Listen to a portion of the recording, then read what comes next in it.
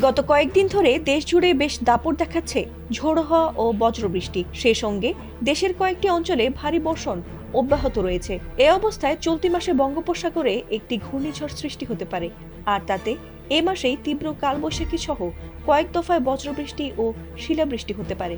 এছাড়াও ঢাকা সহ দেশের অন্তত ৮টি অঞ্চলে ঝড় বৃষ্টির আভাস দিয়েছে আবহাওয়া অফিস। সেজন্য নদীবন্দরগুলোকে সতর্ক সংকেত দেখাতে বলা হয়েছে।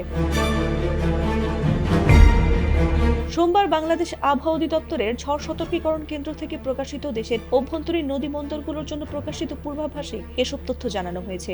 এতে বলা হয়েছে, আজ ময়মনসিংহ, ঢাকা, ফরিদপুর, বরিশাল, কুমিল্লা, নোয়াখালী, চট্টগ্রাম ও সিলেট অঞ্চলের ওপর দিয়ে বৃষ্টি অথবা বজ্রবৃষ্টি হতে পারে। এ সময় পশ্চিম বা উত্তর পশ্চিম দিক থেকে ঘন্টায় ৪৫ থেকে ৬০ কিলোমিটার বেগে অস্থায়ীভাবে দমকা ও ঝোড়ো হাওয়া বয়ে যেতে পারে। তাই এসব এলাকার নদীবন্দরগুলোকে ১ নম্বর সতর্ক সংকেত দেখাতে বলা হয়েছে। এছাড়াও সারা দেশে দিনের তাপমাত্রা সামান্য বাড়তে পারে, তবে রাতের তাপমাত্রা প্রায় অপরিবর্তিত থাকতে পারে।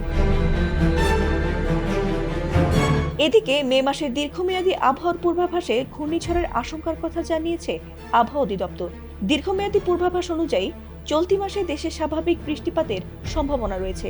সেই সঙ্গে এ মাসে বঙ্গোপসাগরে ১ থেকে ২টি লঘুচাপ সৃষ্টি হতে পারে, যার মধ্যে একটি নিম্নচাপ অথবা ঘূর্ণিঝড়ে রূপ নিতে পারে।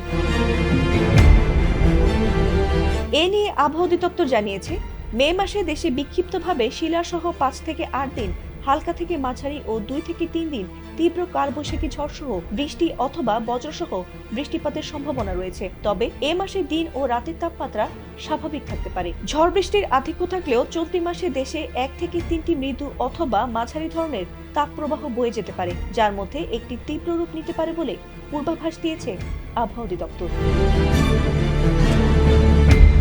ফাতিমা সুলতানা, এটিএন বাংলা।